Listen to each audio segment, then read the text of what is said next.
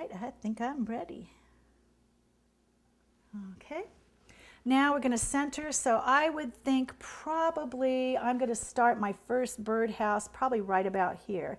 So again, what I'm going to do is this is a little bit dry, and that's why if this fondant is a little bit drier, you can set your hand on there. I mean, not dent it in, but set it on there and kind of balance your brush a little bit. So I'm going to start here and dark on the outside, light on the inside. I'm going to drag that up. Now, look how neat that is. See how you've got the definite dark outline? It goes from the darker into the light.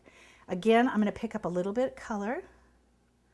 And I'm going to put that white in the middle there, and I'm going to kind of overlap that a little bit, and the dark on the outside, and I'm going to stroke that up. Okay? And I'm going to work with that till I'm happy with it, so we'll take this up one more time. And we'll take that up one more time. And like I said, you can make really elongated, you can make them shorter, and see how I keep working over this, and it's okay? All right? Next thing I'm going to do is I'm going to go ahead and put my pole in. So again, I'm going to pick up more paint. Now, normally rule of thumb is if this one stroke was being performed on paper or an inanimate object, you would want to, she tells you to pick up paint about every third stroke. With this, we're going to do it because it's so porous and takes this color in. We're going to do it probably about every stroke in the corner. So again, I'm going to start with the dark. We'll start at the top here, and I'm going to drag that down. Okay. Now, I don't like the way that looks, so what I'm going to do is I'm going to stroke my brush back and forth. And again, I'm talking out loud because this is what I would be thinking this to myself, but this is what I would be doing. And I'm just going to see how I kept working that down, and that's okay. I'm happy with that now. All right, pick up a little bit more color. Make sure we got that blended. And what we're going to do is start on the outside here and drag that out, back in. Flip the brush around with the dark on the outside, flip it out and back in. Okay, there's my little perch. Okay, next thing is we're going to pick up the end of our brush. We're going to add that paint on, the brown paint just on the end. I'm going to put the little hole in the birdhouse there.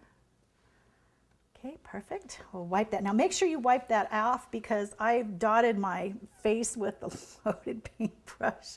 If it could be done, I've done it. You get so into it that you lose track of what you're really doing sometimes.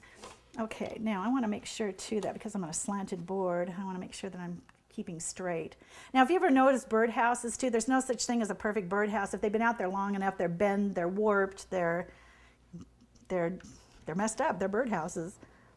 Okay. Now I'm going to pick up, see where you can see that pole in there? I'm going to go back in, and obviously we need some more green now too.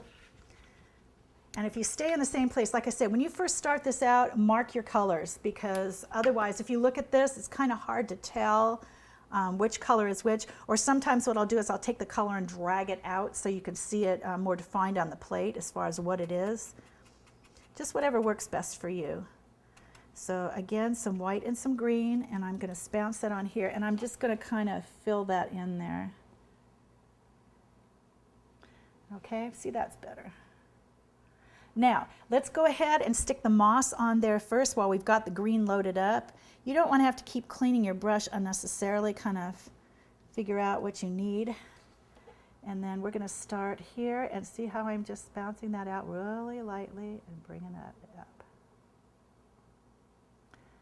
Okay.